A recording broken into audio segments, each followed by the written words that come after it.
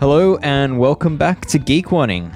I'm Dave Rome, and today I'm joined once again by Ronan McLaughlin. Ronan, welcome. Thank you, and likewise to you. No, thank you. James is off again this week. Unfortunately, a family emergency has pulled him away, so wishing all is well there to James. But we'll hear from him again next week, and expect to hear a episode from James with Colnago on our paid channel for Geek Warning. So for our members, they get access to more content than just this episode, and yeah, you'll find a new episode there shortly. Ronan, speaking of members-only content, what have people missed on the performance process side of things? Well, actually, not really all that much if you're not a member, because last week we were feeling awfully generous, and we published the entire part one of our sort of 3-hour-long deep dive with JP Ballard of Swisside. We published that in its entirety to the free feed. So both members and non-members got to enjoy that. And that's partially because, well, it was a very brand-heavy sort of discussion. Didn't really feel right. So we sort of put it out for that reason. Also, the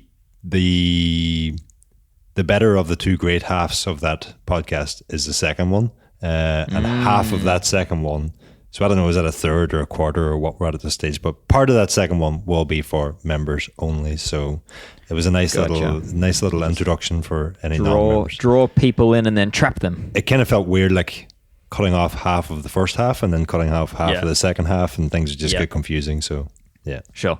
Okay, so performance process, if you're not already subscribed to that podcast, absolutely worth a listen, and especially these episodes with JP Ballard very much crossover into the Geek Warning territory. So, and we promise you the next one will be the last one with JP. There's been a lot of JP recently, and we're nearly at the end of it.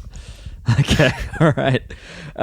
For my shameless self-promotion, Threaded is back again this week, and I'm wrapping up on all things cartridge bearings. So finally, I've covered how to remove them, I've covered how to measure them, and finally we get to how to install them. And I've covered lots about presses. So have you considered one on how to do them right for maybe the other half of the cycling industry? What do you mean? I mean, like the set of wheels that I used recently one time and then came back to them a couple of weeks later, and some of the bearings were pretty badly rusted and pretty seized already. I can't help with that. Okay. Yeah. There are some areas of the conversation of installing bearings that are a little too intricate and detailed to cover within the 3,500 words that I did write. So, let's just say tolerances and additional sealing and all that is kind of to be continued. Well, just on that, I'm not being cryptic, and well, I am being cryptic intentionally because I've been assured that the issue had already been highlighted and has already been resolved. So I'm just waiting to confirm that. Okay. I mean, in my experience, when a company says we're aware of the issue and have resolved it, it's not as resolved as you'd like it to be normally, because the issue wouldn't have surfaced in the first place if they were fully aware of the extent of it. But anyway, fingers crossed that it is actually resolved. Mm-hmm. All right, so this week we've got a pretty heavy news episode, and as a result, we'll try to keep things a little bit shorter. But that said, there's some pretty big news out in the bike industry from the last week. So turns out that brands love releasing things on Valentine's Day. Yeah, it's been a busy few days for tech editors out there.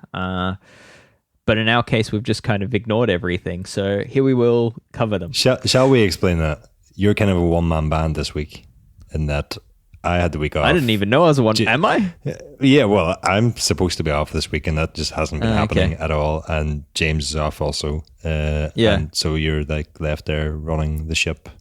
Yeah, and amongst all the tech news that's been flooding out, I'm just focusing on how to install cartridge bearings. Very good. All right. Well, in the news, this one I'm really excited about. Ritchey Logic they have brought back the Road Logic rim brake bikes, or rim brake frame sets. So they've brought back the regular version, so steel frame set, expect to pay about $1,600 for it. They've also brought back the rim brake Road Logic Breakaway. So that's like their travel friendly bike that splits in the middle of the frame. I'm stoked for this. There's not enough rim brake options at the moment, and this is great news for anyone that may have a bike from 5+ years ago that have been caught in a wreck, or the frame's finally given up and they're completely stuck without new options for rim brake frames. This is exciting. Is this already happened, or when's it happening? Or? Yeah. No, you can buy them now. So yeah, they've basically just hit the reprint button on these frames. I know that's not how steel frames are made, but they're back in the range, and they've updated the Road Logic disc as well. But for me, it's the rim brake versions that are most exciting in a market where such a frame has become harder and harder to find. So yeah, I'm excited for this, and I hope it's something that like local distributors around the world start to carry again, because I genuinely believe there's demand for this frame in the market. Well, I mean, the Breakaway was one when it was discontinued a few years back. I was disappointed because it was one that I had on my list for at some time potentially being interested and invested in. So good to hear it's back and it can go back onto my list. Yeah, I mean, I saw it come back, and I'm like, ooh, maybe it's... I owned a Ritchey Breakaway. I had the Outback Carbon, which is a test bike that I ended up buying. The geometry just wasn't right for me on that model, but otherwise, I really love that thing. And for me, whenever I traveled with it, the frustrations were more aligned to the disc brakes than anything. So a rim brake travel bike makes a lot of sense as long as you just want a road bike for traveling. It's lighter. There's no disc brake rotors to bend in the process. It's simpler wheels. It's just I'm sold on the idea, and I want one, even though I don't have much use for one. That makes two of us then. Yeah. Well, right. I maybe slightly more use because I'm. It looks like I'm going to be traveling a lot in the coming weeks and months. Yeah, okay. All right. Well, maybe it's worth looking into. And that Breakaway version comes in this pretty awesome looking silver, like super timeless color. Silver and white color frame. So I am a little smitten with it, dare I say. But anyway, I need to move on. So, Ronan, speaking of new bikes, Factor have finally unveiled the Ostro. I feel like we've been seeing this bike for months now, and that it's old news, but it's now new and it's now official. What's the story? Yeah, it's now officially Factor's new Ostro. It's just the Ostro VAM. They haven't called it Ostro VAM 2 or anything. It's just the Ostro VAM, and it is the bike that we've been seeing for quite a while.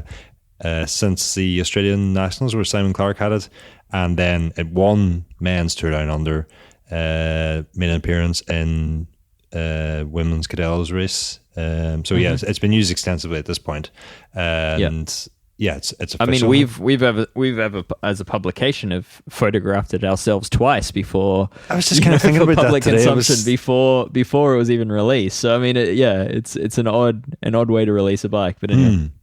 Well, as you might expect, the kind of most of the talk about this bike and the presentation that I attended last week was about a focus on improving aerodynamics without compromising like the handling and the comfort and keeping the weight down. Shortly after that presentation, one of these bikes turned up at my front door, so I've had the displeasure of having to build one, and I'm getting to the pleasure of having to ride one, but not so much just yet. But I mean, just on the last point that I made of what they focused on, the weight, that was one of the first things that I noticed. And having built it up, full bike, fully assembled, without pedals, for an aero bike, 6.9 kilos, which I thought was... That's super impressive. Yeah. I mean, the previous Ostro VAM was also impressively light. I mean, it was one of the first, very clearly aero-focused bikes that was also incredibly lightweight and nice to ride as well. Like, I did the original test on that bike, and I was very impressed by that machine. What have they changed? I've been super lucky in that I had a chance to ride Ostro VAM V1 in Adelaide at Down Under, so that's a nice comparison to have heading into this review now. Good. But yeah, and I should also say that that's with 48, 58, so effectively like 50 and 60 mil deep rims also. So the weight, that's been the most sort of eye-catching thing for me so far. What they've changed, kind of a lot of what we speculated about in the article about 6 weeks ago now, and a lot of talk of how important the front end of the bike is and how airflow over the forks and the head tube can actually influence much of the aerodynamics of the rest of the bike. Talk of precisely managing airflow over the entire length of the bike, a lot of CFD talk. One thing they actually presented in that presentation was a heat map of the CFD analysis they'd done on the entire frame.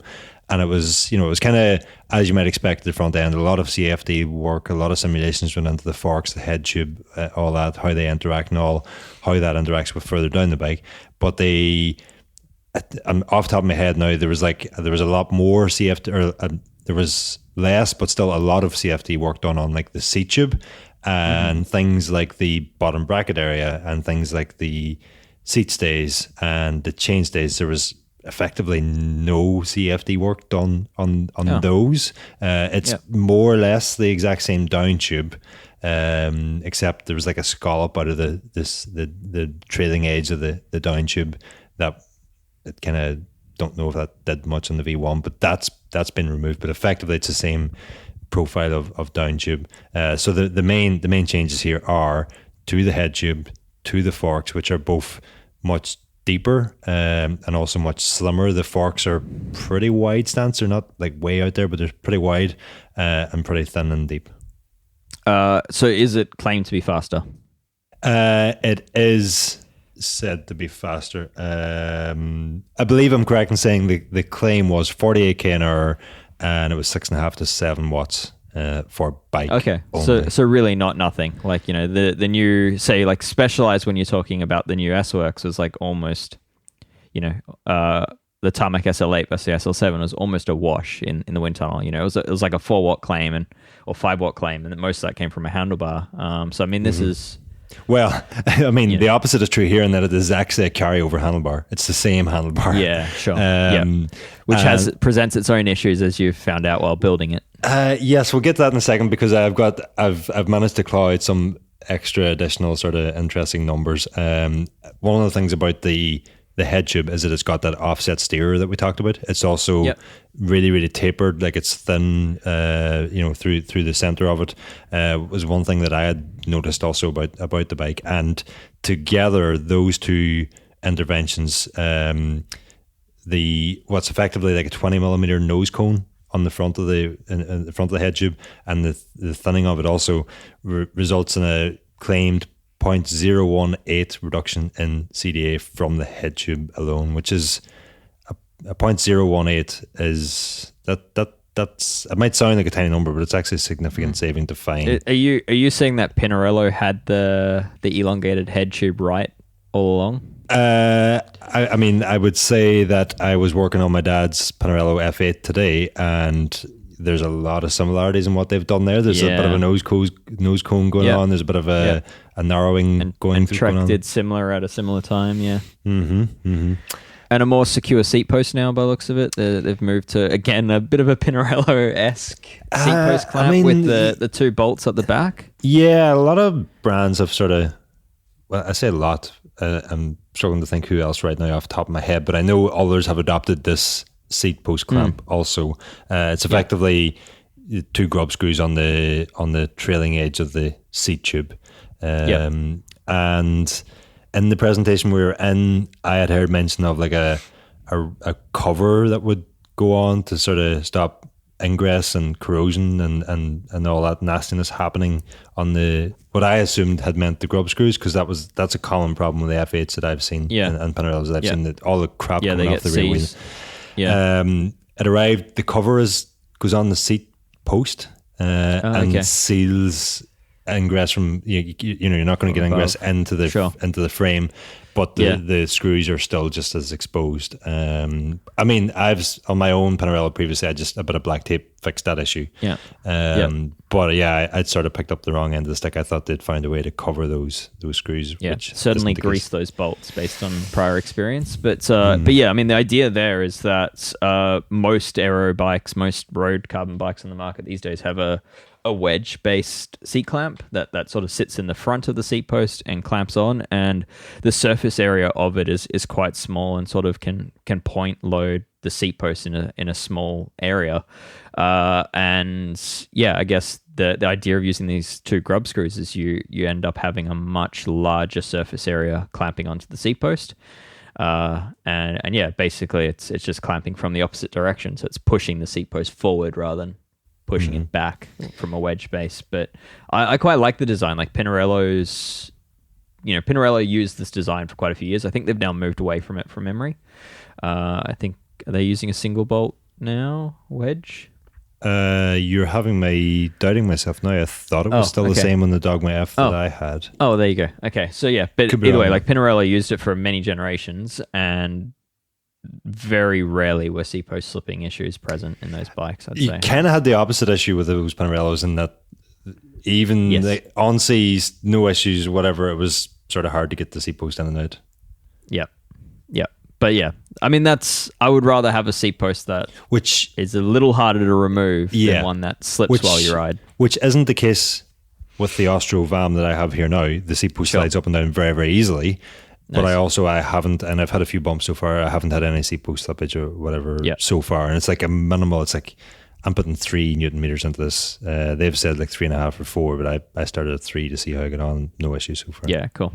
All right. Anyway, what were you going to say about the handlebar? Well, 2 things that haven't changed. Geometry, except in a select few sizes where they have increased the seat tube angle by 0.5 degree, including the size that I have. Good, yes. Welcome that. I would have liked to have seen an increase in top tube length also to give the same effective reach. That hasn't happened. There is a bit of trickery going on with these handlebars, which Factor haven't told me this themselves, but reading between the lines, it seems like these handlebars were very much developed for this bike, even though they appeared like 2 or 3 years ago. Because there's just a lot of things about them that makes more sense now than like there's a rubber cover and all underneath. I'm not getting into it all, but it seems like these bars have been developed with this bike in mind. The other thing they've added is a 4th fork offset, which is again very much bucks the trend. Wow. And so you've got the same trail figure across the entire size range. Which again I thought was something quite welcome and not seen all that often. So I thought it was worth mentioning here. You have everything size wise. You have got 2, 4, 6, 7 sizes, a 45 right up to 61, and 4 forks. I mean the talk on it is that the geometry is unchanged, but the geometry has changed. There's a 0.5 degree head tube or seat tube angle increase in some sizes. Okay. You're asking me a couple of times about the handlebars and I haven't answered you. Yeah. Let's get to that. So I've built in recent memory, I built an Ostro gravel and had a hell of a time with the exit port for the cable for the hoses through the handlebar. Like from memory, it was about 2 years ago now, but it wasn't even that long. But from memory, none of my magnetic cable guiding tools could fit through the bend. The bend was too tight to get the barb through, and which also meant that using picks and stuff was just equally as painful because you didn't have much of a hole to look through. So from memory, I probably lost at least an hour of my life in that process. Did you lose an hour of your life, Ronan? I lost. I think it was about 2.5, 3 hours of my life that I've lost. Oh no! So I'm glad to hear I was not alone. I'm glad to hear that I haven't somehow lost the ability to route a cable through or a hose through a frame and handlebars. But yeah, it's the opening there is just. I mean, what you've got is an aero profile top to the handlebar, with an exit port for the hose to exit through to attach to the lever, and especially with the barb attached to the hose, because this bike had been assembled and then disassembled to be shipped to me with the handlebars not attached. I'll get to why I think that is in a second. So what it meant was that the hoses, the levers had hydraulic oil in them, or mineral oil in them, which at some point the little stopper popped off when I was footering trying to get the hose out, and so we ended up with oil everywhere also, just to add into the mix. Thankfully no contamination. I have various different tools and methods of ways of feeding hoses through handlebars, and none of them proved successful. In the end up, what I actually did was I got an old gear cable from, you remember those mechanical days where we used to have like cable actuated gears? Yeah. Got one of those. Yeah. And then you use it as a saw to cut through the carbon. Sorry, yes, we forgot the part before that. I used a file to make the opening larger because there was just no other way to get it out, in my opinion. And then, not being brave enough to file any further, I then fed a brake cable or a gear cable through the handlebars, fed that inside the hydraulic hose because it just about that's fits. A good method. And then with brute force and a bit of pokery with the cable, I was able to get it out. When I say I filed it, I mean like it was a very minor filing. I double checked first of all it wouldn't be an issue, and it wasn't. And eventually got there, reconnected the hoses. Of course, I had to bleed the system again anyway, which kind of begs the question, was like, why was this sent to me built and then unbuilt? Either send it to me not built or send it to me built, but don't send it to me built and then disassembled. Anyway, right. I'm bending a bit at this point. I think we should move on from this bike, but I think the main takeaway and lessons at this point is that it sounds like a very good bike, but Factor, please radius the exit hole of your handlebar a little bit more, I think is probably the main request at the moment. I don't think we have time this week for what's on your mind, but I just, going through this whole process, I kind of wondered, is performance like this, are costs like this going to become more frequent, in that, you know, you might have the performance every day from using an aero profiled handlebar like this, but the once in a blue moon you have to change the hose, it's going to be a nightmare because, you know, everything's getting smaller, everything's getting thinner, everything's getting, you know, I'm not even talking about Factor anymore, I'm just talking about, you know, every aero bike design. You know, and I'm sure you and James would be saying to me right now, this is what we've been saying, Ronan. I get that. But I think we're now at a new level where, you know, we had aero integration before, it was a pain, there was waivers around it. For further and further gains, I think things are just going to get more and more headachy. And I think for me, it's like, I think most people buying this bike aren't necessarily going to be doing this work by themselves, right? It's going to be a mechanic involved. Yes, 100%. And I think for me, it reinforces that mechanics need to move away from having set fees for bike building, because there is no bike, you know, no one bike is like another as far as building, and that, you know, one model of bike might actually take 2 hours, and you know, another model of bike might take 2 hours just to get the hose through the handlebar. So I think, moving to more flexible rates, I think makes sense for a lot of mechanics with the complexity of these bikes. So anyway, probably a topic for future. But Ronan, that Ostro also has new wheels, which again, we've seen. It's I know nothing about these wheels. I haven't read about them, but I know they're a carbon spoked wheel. What are they?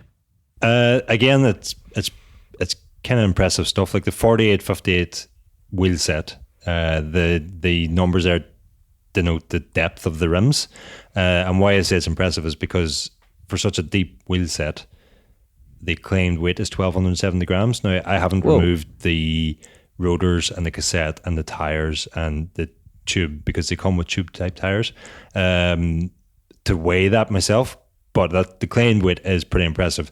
The other thing that's interesting is that Black Ink, or Factor in this case, have gone with a high flange hub, and they've said that the high flange increases the bracing angle of the spokes, and that then should improve like ride feel and lateral stiffness, which makes for a quite unique and interesting looking hub design. I mean, I guess we'll cover these wheels in more detail in future as you get time to ride them. But for now, I mean, my only question is does the rim have hooks? The rim has. I think the answer is yes if the tires are tube type. Yes. Has okay. What, if I remember from the presentation correctly, what was described as mini hooks. So it's somewhere between hookless and cute hooked. Cute little hooks. Yeah, but you've delivered with tube type tires, and you can run tube type. You can run, I guess in that case, you can run tube type, tubeless ready, tubeless or hookless tires, whatever you're. Yeah, okay. And they're optimized for a 28mm tire, we should say. Okay, all right. What's the rim width? Do you know? Rim width, it's 23mm internal. Okay. But you've caught me on the hop here. I don't remember the external off the top of my head. A lot of wheel makers seem to be going on that 23 at the moment with hooks, or going 25 without hooks. It's a clear trend at the moment. Anyway, it's Campagnolo did similar. So, well, me and my love for 21mm internal width rim seems to be losing that battle. So that's all right. I'll just add to that and say I'll still much rather take a 23mm internal width rim with hooks versus a 25mm internal width rim without hooks. For road. All I'm going to say is that I'm use. deep down the hookless rabbit hole at the moment. Oh no. And I'm no further forward. I'm further forward. But are you feeling deflated by it? Yes and no. Okay. I feel both more confident and less confident in riding the hookless wheels that I've been delivered of late.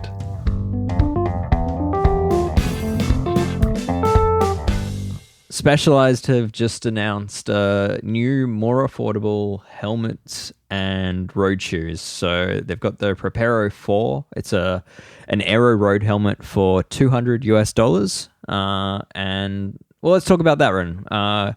You're saying it reminds you a lot of two S-Works helmets. Yeah, the front of it looks to me like the Evade, which I think is quite intentional, obviously, and the rear of it looks very much like or not the rear, but like the side and rear looks very much like the Prevail. It was just sort of an off-the-cuff comment. I just think it's a very nice looking helmet. I think it's very premium looking for not being their most premium helmet. Yeah, absolutely. I mean, it's quite a bit less than an S-Works helmet, and yeah, it seems to do most of what those S-Works helmets achieve. Like it's got MIPS, it's got lightweight adjustable straps. It's I don't know. I haven't used it, but I suspect James has. But it does look like a really nice product. So yeah, keen to hear more about this of how people enjoy it as they buy them. But then there's also, I guess, a similar story in the Torch 3 and Torch 2 shoes. So basically a more price point oriented options from the S-Works Torch shoes that have proven very popular as a slightly more comfort focused race shoe. So again, these look really good. That Torch 3 especially, I suspect Specialized is going to sell an absolute ton of them. So a nice carbon race shoe with BOA dials and a proven fit. So yeah, I think Specialized historically has done pretty well out of its shoes and helmets as part of that side of the business, and these I'm sure are going to be a strong seller for them. Speaking of shoes, Ronan. Speaking of shoes, we chatted or you covered. How many feet do I have? I don't know. Well, we can get to that though. You probably don't have enough feet for the number of shoes you have right now, but this is something we teased in a previous gallery. Was it the Two Down Under Tech Gallery, Ronan? That it was. Yes, saw these? It was like a stage one gallery. We'd spotted these new shoes from Trek. New shoes from Trek. So what's going on? What are they? And three what new people need to know? Trek branded shoes and a new shoe range from Trek. We've got the RSL. So that's 6 shoes, is it? That's well. I mean, if you want to count all the sizes and all that, it'll be even more. But I've got 6 new Trek shoes. Yes. Three rights and 3 lefts. Yeah, right. Okay. Just glad we cleared that up. Good. Actually, sorry, I tell a lie. I've got 5 new sets of Trek branded shoes here. Is that 10 shoes? That is 10 shoes, and that's 5 rights and 5 lefts. And we'll clear up why that is in a second. Anyway, I thought I was going to be very quick on this part, but we've already spent as much time as we had sort of allocated to this entire section. So let me briefly run through what it is. It's new RSL knit shoes from Trek, RSL Road and Velocious. Am I pronouncing that right? Velocious Sure. shoes from Trek. And all the shoes feature what Trek is calling net relief zones. And these are net. Yes. Net. Okay. And these are, well, they're promising sort of improved comfort without sacrificing performance, which you would sort of expect because these are performance road shoes. Basically the net section sort of, I'm holding it up, Dave, so you can see it, nobody else can see it, but I'm not going to describe it, so it's only me. Well, it looks very different across all three shoes, so there's probably no even sense in describing it from what I'm showing you here now, but it's at the ball of the foot, right? It's on the ball. It's a relief section on the ball of the foot. Isn't that what it is? The metatarsals, that area, isn't it? On both sides, inside and outside, and basically allows the shoe to stretch and compress around the forefoot to sort of relieve like things like numbness and tingling in feet that riders often get. Cycling related foot discomfort, I think, is how Trek had described it. The ones I'm holding up for you here now, they are the knit RSL, and as the name suggests, they're sort of, well, they're polyester yarn knit material on the upper, which is lighter and more breathable. It's kind of like a sock-like sort of fit, a bit like those S-Works ones a few years ago first did, sort of building on that. Features the net relief zones in the most obvious way, and that you've got these sort of hoops at the front that basically just open up a whole section around the metatarsals with the bow dials attached to these net hoops, as I'm going to describe them as, and two BOA LA2 dials, and the sole features a 100% OCLV carbon sole.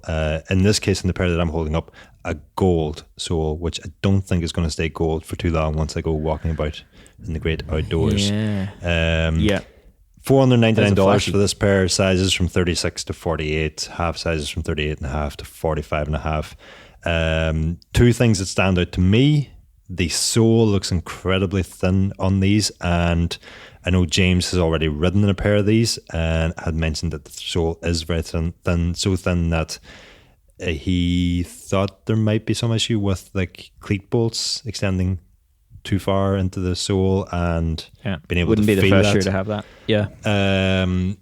And I haven't had a chance to ride in these because the other thing that stands out to me is that they fit pretty big. So I ordered a size 45 like I do with every other pair of shoes I have here. They were just far too big for me, and I had to wait for a replacement pair, which just came a matter of hours before recording this podcast. And the half size smaller that I went, I'm wishing that had been a full size smaller. With the nuts that's different for the RSL Roads, which I'll get on to next. The 45 and those was also too big, but the replacement 44.5 feels much closer to what I would like. They're a sort of same idea as the nuts, but featuring a more sort of classic synthetic TPU upper, perforated for breathability rather than being like a sock. The net zones are less obvious on the metatarsals, but they're still there. External heel cup with an anti-slip lining, two boas again the same 100% OCLV sole, and these are $50 cheaper at $449 a pair. And then what's the third shoe? The third shoe is a more I guess more affordable. Is that maybe a way to pronounce it or explain it? Sure. These are $249 a pair. They're the Velocious, and they also feature the Met nets. Again, not so obvious in these. Yeah, that's a lot more subtle. Yes, probably less supple, actually. Less supple certainly than the nuts, that's for sure, but probably more supple than most cycling shoes you would pick up, I would say, from feeling it here. A much more classic looking cycling shoe. Looks like a shoe. Again, perforated for breathability. Much more classic looking shoe, more traditional looking. PU synthetic perforated upper, an OCLV carbon composite plate is how Trek's describing the sole, so I take that to mean that part of the sole is OCLV carbon, and again two boas. You're getting 36 to 48 in the sizes, the same half sizes. And I got to say, to be honest, the Velocis, putting them on out of the box, no cleats on them or anything yet, they fit my foot the best so far. Okay. The nuts are very interesting, but they're very hard to get on. You need it. I can get them all without a shoehorn, but you probably should be using a shoehorn. These Velocis just feel very nice putting them on. They just you want to spend time in them, kind of. Well, you don't want to spend time in cycling shoes off the bike, but you know what I mean. You're not. You try them on, they feel comfortable. Yeah. Those knits remind me a lot of the SWX Aries. Yes, kind of pitched as like they're almost like sprinter's shoe, which again has like a knitted sock-like construction that kind of was hard to put on because it was like putting on a sock. So anyway, well that was quite the trek. You just couldn't resist. I really couldn't. Before we move on, just on that point, those SWX Aries were very much a sprinter shoe. There's no specific talk of these being designed for any particular type of rider or anything. If anything, I would be saying it's more like a climbing shoe than a sprinter shoe. Like a summer shoe as well. Yeah, but really, the Trek haven't differentiated in any way who these are for or what they're for. Yeah, but the difference in sizing is interesting, and it's actually something I experienced quite a few years ago with Bontrager shoes, with the RSLs or the XXXXXXX shoes that I had back then, where again I wore a 43 in pretty much everything, and a 43 in that I was just absolutely swimming in, and it was basically like it was if they in that shoe they'd removed all the padding out of the heel cup, but it was as if they hadn't factored that into their sizing. Well, and it's interesting that you've picked up on size differences across 3 new shoes from them. Not just me. James had the same issue, had to get replacements. Gotcha. And James has, I don't want to speak for him, but I'm pretty certain in saying in our conversation about this, he has used Bontrager shoes previously, had ordered the same size, and again had to size down with these new ones. And I was talking to a Trek dealer today who I think was saying they would probably size down also. And what we're sort of saying was, well, I mean, it's only an issue if you don't know that. Like customers coming into the shop, if they can try them on and get the right size, no problem. But I guess the reason I'm bringing it up here is for listeners, if you're considering these shoes, you're probably going to want to size down. And even when I used the Trek size guide online, it had suggested the 45 for me, but the 45s were just huge. Yeah. So it sounds like Trek's got some work to do with the size guide, and in the meantime, try before you buy. All right. Well, I think that's the big news of the week. We've got some more news to discuss, but in the meantime, let's take a short break and hear from this week's sponsor, which of course is us again, because we don't have advertisers on this podcast. This week, I want to promote the podcast from our co-founder, Wade Wallace. He's got a podcast series called Overnight Success, where he typically interviews one-on-one with brand founders about how they built their brand and how they got there and how business is. But he's now done a 4-part series on how the bike industry got into the mess it's in. And it's quite a good listen. So I'll leave it there. We'll drop in a quick little teaser and we'll come back. Everyone, whether you were a bike shop owner or a sandwich shop, your first reaction was, holy smokes, I'm going to have to close my business. In the weeks leading up to COVID closures, we actually had a dumpster catch fire inside of our primary warehouse. So we started COVID off with a literal dumpster fire. It wasn't that long before all of a sudden we started seeing more demand again, and people started to realize that, hey, riding a bike is something I still can do. There was a time where I was speaking to our SRAM rep, and he told me we have $2 billion of open orders. And I'm like, you can't possibly believe those are real orders. Either every existing bicycle owner has to buy another one in the next 5 years, or the entire third world has to walk into the playing field and start buying high-end bicycles. There's just no way. Like it just breaks simple math. In the history of what sport in the universe has the sport retained someone who tries the sport for the first time at 80%? No sport ever. All these retailers that had been talking about how confident they are about next year, rapidly losing confidence. We just received a container of this Grupo that we've had on back order for months. When we called our customers, none of the business was there because the other distributor had gotten their container a couple days earlier. All of these bikes that were waiting on something, now that something has now finally started to arrive. You need to take these. You ordered them. Here they are. Trying to do it in a conservative way so that you don't get caught holding the bag eventually. The more understanding as an industry that we have of where we stand, the more we're going to be able to do a better job to work through this together. All right, Ronan, we're back. We're back. Do you have anything on your mind? I would just love to know the inside story on why so many brands decided February 14th and 15th as the embargo date for their new products, because we haven't even mentioned them all yet. But there's clearly a lot of lonely people out there that just wanted something to talk about on Valentine's. I hadn't even thought that might be the case. That's Yeah. not very nice, Dave. Oh, I'm sorry.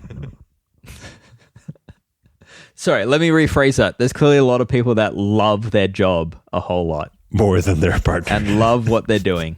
Yeah, anyway, it has been very busy. And dare I say, like, I'm busy right now working on a few embargoed things that are with the timeline coming up very quickly within the next week or so. It's a busy time of new product releases. So you want my advice?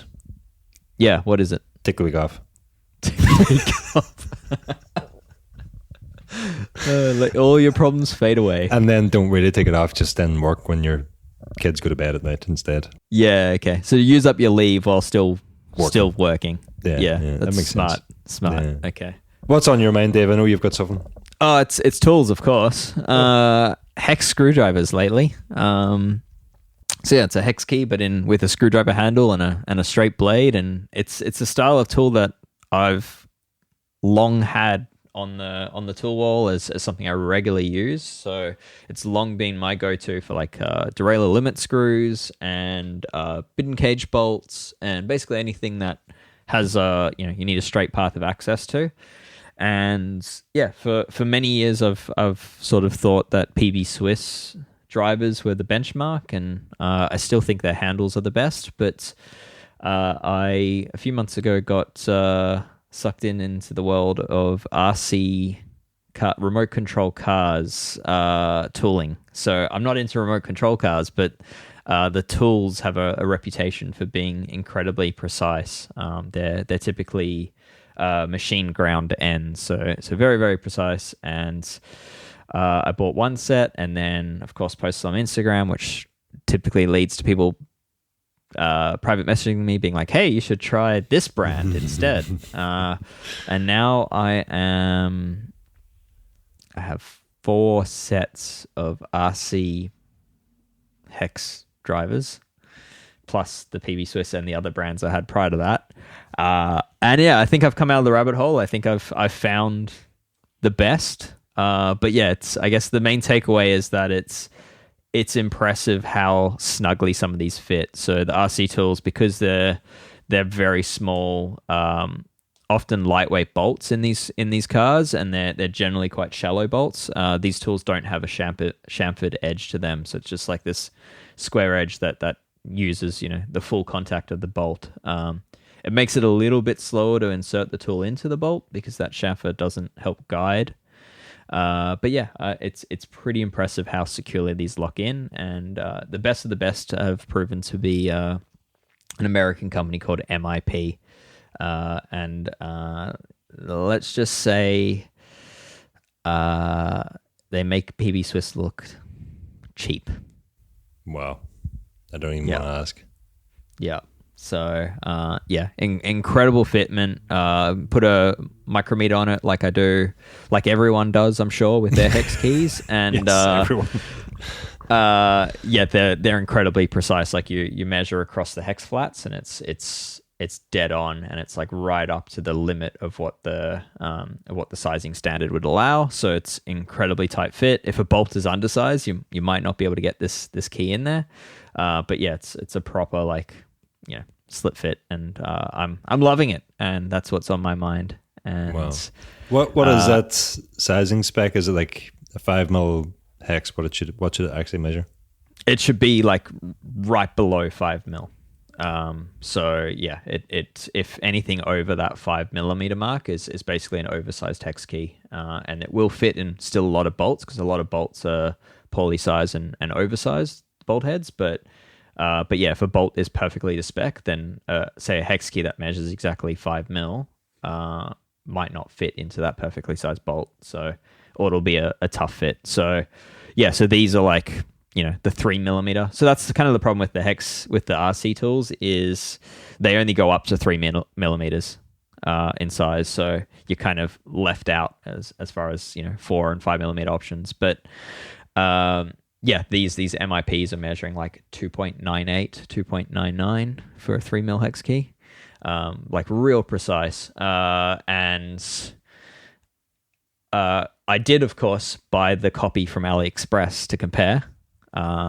Which are very good, very cheap, and actually not terrible. Like they're actually a very nice tool for $15 for a set of hex keys. That said, the micrometer doesn't lie, and measuring a single tool across its hex flats shows quite a bit of variance in that one tool. So they're not a perfect hexagon, and as a result, they just don't fit as well. And yeah, the durability just won't be there. So you do get what you pay for, but it's still not a bad purchase. Those cheap RC driver hex screwdrivers on AliExpress, but not something I will choose to use, given I've spent a boatload on the better stuff.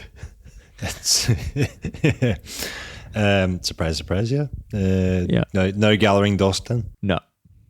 So let's get back to some quick news before we wrap up this episode. There's a few more things worth chatting about, but we'll try fire through these. Ronan, there's a new 4i Precision 3 Plus Pro powermeter. There is, and yeah, it's a new dual-sided left-right balance powermeter from 4i, built into the new Shimano crank arms, Ultegra and Dura-Ace. Interestingly, and not exactly new, but it's new for their dual-sided offering, I guess, they've integrated Apple Find My technology into the powermeter. That's cool. Yeah, that is. I thought it was a neat solution. Neat solution, but not exactly easy to implement without like causing other issues like battery drain, and obviously Apple being so huge, they've got like very, very strict protocol around how you can use their Apple Find My technology. So building that in wasn't exactly easy, but 4i have found a way, and they've also found a way to pair that up with a claimed battery life of 550 hours, which Whoa. I mean is that's pretty out there in terms of battery life.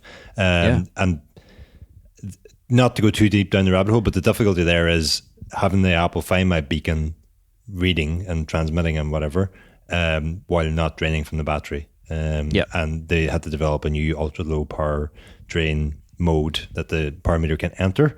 It also comes with plus or minus 1% accuracy, as you might expect. Cycling metrics, like pedal smoothness and torque effectiveness and those things, if that's what you're into. Left-right balance, which I already mentioned, and automatic terrain selector, which detects the terrain you're riding on for more responsive cadence, power, feedback data. Ride the roads less traveled with confidence, as I'm reading straight from the sheet here. Sounds very smart. Am I reading right that it's currently exclusive to S-Works bikes? No, it's not exclusive. Like you can buy 4i. You can buy a 4i Precision 3 Plus Pro powermeter on its own, but it will be delivered with S-Works SL8 and Athos models come July time or something, I think. And I think that OEM partnership might be exclusive. Okay. All right. That makes sense. All right. Sounds like a good product. Very quickly, Dave, pricing is very simple on these because it's the same number for US dollars, euro, and pounds. Our 8100 dual-sided powermeter will cost you $949.99, so 950 of your chosen currency. And with the crank. With the crank, yes. The R9200, so the Dura-Ace model, will cost you $1,225 of your currency, And if you send it for a factory install, the dual-sided will cost you $529, euro or sterling. Regardless of whether you fit it to a R8000 or a it's just a factory install. Seems to be the same price for regardless of the type of crank you're sending. Nice. Okay. Seems like a really good product. Do you have one? I do. Yes. Oh, just landed. So it's going to go on to that Ostro we mentioned earlier. Okay. Get a run on it, and I've hopefully another powermeter pedal coming in, which will make a nice comparison. Okay. We'll talk about that one in a future episode, but I think so. The new SRM SPD, Shimano SL, cleat compatible X-Power, one. Yeah. Yeah, okay. Worth talking about in future. All right, we'll come back to that. Other news, KMC, best known for their chains, are now offering cassettes. So they've got the React cassette, and it's for HG free hub body, so that's like your standard old style Shimano free hub body. They've got an 11-speed one with an 11 to 50 tooth count, and a 10-speed cassette with an 11 to 42 tooth count.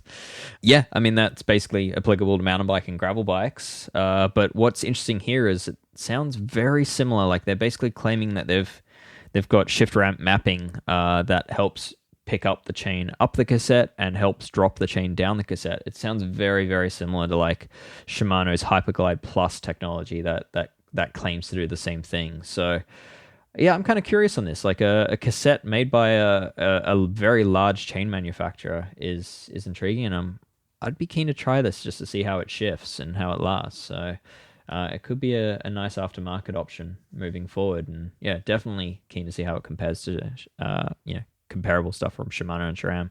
I mean, KMC chains are quite commonly used. Also, I've used it. If there's quite a lot of. If you buy pre-wax chains, they'll quite often be KMC, especially with new 12-speed stuff. Mm-hmm.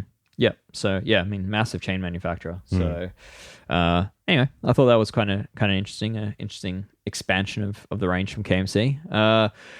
Forge and Bond wheels, they're the house brand of CSS Composites, doing the Fusion fiber rims. So they make those thermoplastic carbon rims for the likes of Chris King, Revel, and a few others. So yeah, their own brand of Forge and Bond. They've expanded the range. They've now got a new shift wheel range, which is currently limited to mountain bike wheels, but it's all about hitting a new price point. So yeah, they've managed to drop the price to US $1,250, which is approximately a $650 saving from the original core range. But yeah, basically they've managed to reduce that price predominantly in the hubs by the looks of it, or even solely in the hubs. So they're now using their own rebranded versions of Bitex hubs, which is a popular OE style hub used by the likes of Hunt and a few other brands. So yeah, I mean that's a pretty big cost saving, and that's a pretty good price for a wheel set that's using that sort of tech. The downside, I guess, is you've got a hub that potentially is less durable than the say DT Swiss 240 or Industry 9s that they option for their better wheel sets, and you also see weights increase by 100 or 200 grams depending on what wheel you're comparing it to. But I think that's quite a cool development in that space, because those thermoplastic rims have, it's just a tech that I'd like to see more of. And in theory, it's a lower, a more affordable product in terms of less labor intensive product to create, and in theory, the product could be recycled into smaller, cuter carbon fiber components. So currently, they're only recycling rims into carbon fiber tire levers, but who knows, maybe a stem or similar forged component could exist in the future. I also want to try them just for isn't there some sort of claim? I'm trying to pull this out of somewhere in the back of my brain from Eurobike last year, a discussion I had around these rims in terms of potentially noticeably improved like traction and stuff that you get from this. They claim better vibration damping. So that's something that James he's reviewed some of these wheels before, and he says it actually is something you can feel while subtle. So he's James is a fan of these wheels, and but yeah, I think it is just a cool tech that's is being used by an increasing number of brands at the moment. that are partnering with this US manufacturer. So one to watch as those prices come down.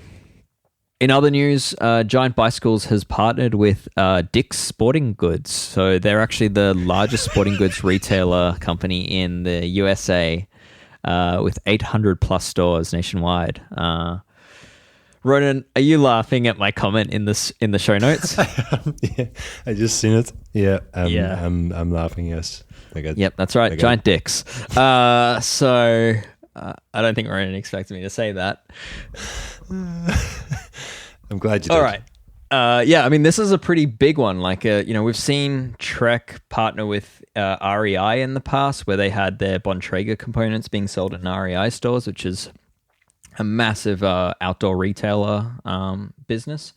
And yeah, this is kind of in that scale where this company will be selling Giant Bicycles and Giant Bicycles goods, like their accessories and all, across a large number of their stores, potentially all of them, eventually. And yeah, it's huge news. And I guess what's been standing out is that Giant's come under fire in recent years because they opened up kind of like a semi-dealer direct consumer model, but it went through retailers, and they got under fire through that, and then they made a big deal about being in it for the retailer and being supportive of the retailer, and made some promises to the retailers that they wouldn't undercut them and all that. And I know, a few retailers are upset over this news because it's yet again, for all the independent bike dealers around the US that have, built their stores around Giant bikes. This does pose a threat to them. So, big news for Giant, but potentially bad news for Giant retailers that may have a Dick's Sporting Goods nearby to them. I'm not aware of Dick's Sporting Goods. Is the Dick's Sporting Goods customer likely to be visiting a local bike shop?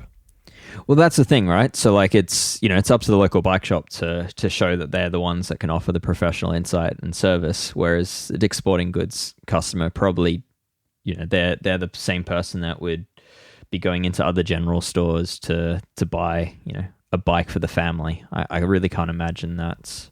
We're not going to see TRs, advanced SLs, and who knows? I mean, maybe like, with a lot of these deals, I don't know. I don't have insight into that, but a lot of these deals are typically geographical based, right? So in areas where large cycling markets, then the stores are more staffed towards those cycling markets and have expertise there. And then in areas where there isn't cycling, they typically, have the bikes gathering dust, and someone who shouldn't be working on bikes is working on bikes. So, I think it really depends, and I don't know what the scale is of this, and I'm sure Giant have put a lot of effort into making sure that their product is sold correctly and serviced correctly. So, time will tell.